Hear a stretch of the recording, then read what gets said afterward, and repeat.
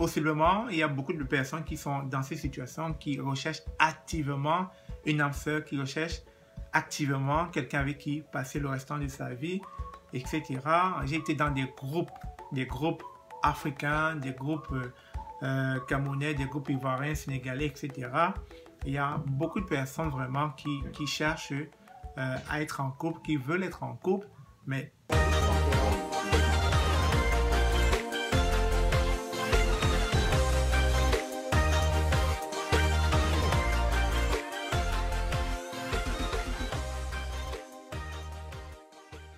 Bonjour, bonsoir, bienvenue sur la chaîne de l'immigration et de l'entrepreneuriat. Dans ce sujet spécial, il sera donc question de vous partager comme ça quelques techniques de drague, quelques techniques qui vous aideront facilement, je pense, à trouver l'âme sœur ou bien à trouver quelqu'un avec qui vous pourrez justement faire chemin ensemble. Vous savez, quand on immigre au Canada, très souvent, dans la plupart des cas, il y a plusieurs personnes qui immigrent en tant que célibataires. Alors, une fois arrivé ici, vous savez que très souvent, on veut être entre nous, on veut sortir avec une sœur ou un frère. Et il arrive très souvent que la région ou bien la ville dans laquelle on se trouve, il n'y a pas assez de noirs. Et donc, on se trouve un peu mal à l'idée de faire avec, c'est-à-dire de sortir avec eux. Un ressortissant local, c'est-à-dire un Québécois, une Québécoise ou un Canadien ou une Canadienne, autant pour moi. Alors, ce qui va donc se passer, justement, étant donné qu'il y a des chocs de culture, on ne sait pas trop comment aborder la personne qui est en face de nous. C'est clair que quand c'est une Africaine et qu'on est Africain, c'est beaucoup plus facile parce que on sait déjà comment se préparer à nos techniques. Voilà, le drague en Afrique, comment ça se passe entre un homme et une femme de ce côté. Ils vont droit au but, c'est-à-dire on sait qu'un homme il invite la demoiselle dans un restaurant ou bien dans un bar, etc. Et puis il paye tout, voilà. Il joue vraiment son rôle de chef de famille, c'est-à-dire il prend les devants, il paye la facture, etc. Et très souvent, s'il a tapé à l'œil de la fille, voilà, il y aura un second, un troisième et puis un quatrième rendez-vous et puis les choses vont se faire. Mais malheureusement, ici, c'est pas pareil. C'est pas la même chose. On n'impressionne pas ici une femme avec un véhicule.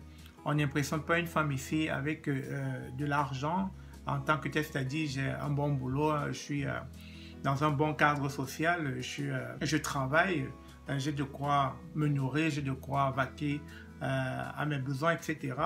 C'est pas avec ça qu'on appâte une femme au Canada. Alors, ce qu'il va falloir savoir, c'est que pour pouvoir draguer une Canadienne, de nos jours, ça ne se fait pas dans la rue, ça c'est interdit, c'est carrément du harcèlement. Il va falloir déjà sortir en groupe avec des amis, etc. Ou alors se faire des présentations, c'est-à-dire si vous avez des amis qui connaissent X ou Y et qu'on vous présente à une demoiselle ou à un monsieur, et c'est comme cela que les liens pourront se faire. Mais dans le cas justement vous ne connaissez personne, généralement les rencontres se font dans les bars. Donc quand vous allez dans un bar et que vous allez peut-être danser, etc., ce qui va se passer, vous allez probablement voir une fille qui vous tape à l'œil. Vous allez possiblement voir une fille qui vous intéresse. Et l'approche, c'est de prendre du temps, c'est de prendre vraiment assez de temps avant d'aller vers elle. C'est-à-dire, ça va commencer par des regards. Il va falloir vraiment vous regarder, sentir qu'effectivement la fille est intéressée. Et lorsque le sens de la vue a déjà été établi entre vous et la demoiselle, vous pouvez maintenant, dès lors, aller vers elle, puis faire des présentations. Et puis, peut-être lui proposer une bière, un liqueur ou bien un jus, je ne sais pas. Bref, ce qu'on va dans le bar en ce moment-là.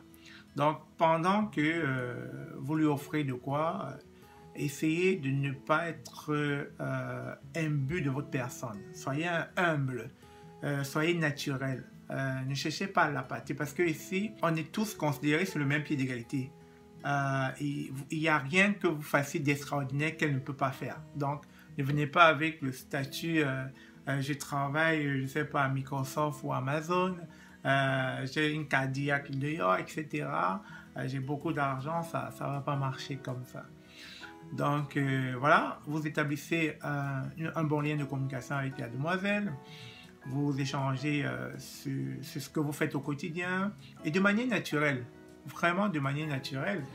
Et si ça a marché, si ça s'est bien passé, soyez-en sûr, elle va volontiers accepter de vous donner son numéro de téléphone. Alors, si dans ce premier rendez-vous, les choses semblent corsées, ça ne semble pas aller à votre avantage, le pire qui puisse arriver, si elle ne vous dit pas non du coup, ce serait qu'elle vous laisse son Facebook. Parce que ici, on préfère plus laisser un Facebook que de laisser un numéro de téléphone. Le numéro de téléphone ici est sacré, c'est intime. Donc on préfère plus laisser le Facebook. Pourquoi? Parce que une fois que la communication sur Facebook est établie, et si la personne n'est plus intéressée, elle peut tout simplement vous supprimer de ses amis. Donc voilà un peu une façon d'aller vers une Canadienne ou un Canadien dans un bar pour les femmes qui sont osées. Mais l'autre façon aussi, et la façon la plus utilisée que j'ai remarqué dans la société, c'est les applications en ligne, c'est-à-dire les applications de rencontres telles que Tinder. Il y en a beaucoup, hein. Et justement dans ces applications, les gens essayent à travers cet outil de mieux se connaître. Les gens viennent là jaser, discuter, afin de voir si ils ont des atomes crochus et possiblement envisager une première rencontre physique où les deux lovers, si vous voulez, pourront se rencontrer.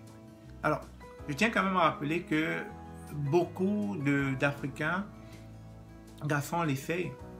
Je ne sais pas, peut-être parce qu'on est animé par ce désir de tout le temps aller, par cette curiosité de tout le temps aller vers les femmes. Et donc, plusieurs vont utiliser des applications comme ça et voir ce qu'il en retourne. Contrairement, dans mon sondage, les femmes africaines n'aiment pas utiliser ce genre d'application parce que pour elles, elles trouvent qu'on ne va pas trouver des personnes sérieuses. Ou alors, les gens qui viennent, c'est pour le plan d'un soir. Disons, de manière globale, vous avez 3 possibilités de rencontrer quelqu'un au Canada. Ça peut être lors des fêtes, lors des barbecues, un ami qui connaît X ou Y vous présente, etc. Ou encore, ça peut être lors, justement, comme je disais, lors d'une sortie dans un bar, vous rencontrez X ou Y et puis vous prenez les devants. Sachez que autant les hommes draguent ici, autant les femmes qui vous croisent savent aussi draguer. Mais la façon dont ils draguent, c'est pas de manière ouverte, du genre vous me plaisez, je vais être avec vous. Non, c'est beaucoup plus du sens et elle va user de son charme, elle va vous regarder. Voilà, elle va établir ce contact visuel pour que vous puissiez sentir qu'elle est attirée par vous. Et l'autre façon aussi, ce sont les applications de rencontres en ligne qui, je dirais pour ma part, est sollicitée à 80, je dirais même 90% par les Canadiens et les Canadiennes. Parce que, étant donné qu'on est dans une culture où les gens ont perdu l'usage de la parole, même au niveau du téléphone, les gens ont du mal à s'appeler, c'est toujours les textos. Donc, vous comprenez que c'est beaucoup plus confortable pour ces personnes, vous voyez, d'être au diapason avec leur clavier, en train de chatter, discuter, jaser. C'est beaucoup plus facile et ça garde un côté mystérieux. Et je dirais aussi que on ne veut pas vite s'exposer, on ne veut pas entrer dans la bulle des gens. Donc à partir de l'écrit, ça nous donne comme une sorte de mystère, de scénario, d'imagination. Bref, tout ce qui va concourir à rentrer dans, je dirais, la phase de drague, dans cette phase où on veut connaître l'autre, pas rapidement, pas non plus lentement, mais vraiment dans un juste milieu où on est galvanisé justement par ce petit moment-là. Et donc, si jamais vous arrivez au Canada, n'oubliez pas justement que la culture d'ici est vraiment différente de celle de l'Afrique. Je n'ai pas fait l'Europe, je ne sais pas comment ça se passe en Europe, mais ici, ne vous hasardez jamais à interpeller une fille dans la rue du genre ou encore hey madame, madame, ou encore des propos, même si ça va dans le sens de plaire. Ah, madame, vous êtes sexy et belle. Non, ça ne se dit pas comme ça. Les seuls lieux où vous pouvez le faire, c'est peut-être lorsque dans des conversations virtuelles, c'est-à-dire dans les rencontres de sites amoureux, vous avez commencé à échanger des photos, vous pouvez commencer à vous dire ce genre de choses. Ou encore, dans un bar, si la conversation est déjà poussée, vous avez déjà fait connaissance, vous pouvez commencer à vous dire ce genre de choses. Et aussi, lorsque vous allez à une fête, voilà, ne laissez pas votre langue glisser parce que, comme je dis, on interprète facilement les choses ici.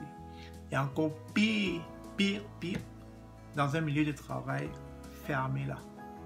Fermez votre bouche. Si votre collègue vous plaît, si vous avez été attiré par X ou Y en milieu de travail, ne faites rien. Ne dites rien. Avalez, avalez tout ce que vous avez sous le cœur. Et possiblement attendez peut-être lorsqu'une occasion va se présenter, une sortie entre collègues. Voilà, ils aiment bien l'alcool, ils aiment bien picoler.